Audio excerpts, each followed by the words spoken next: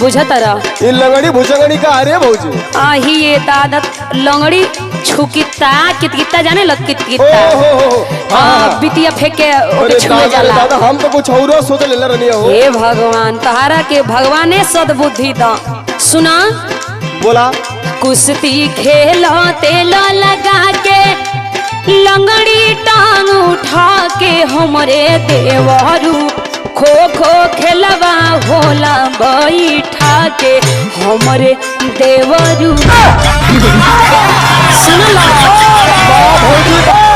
जनल है बबुआ ए भौजी का हो बहुत बहुत धन्यवाद दिल से देती तो के।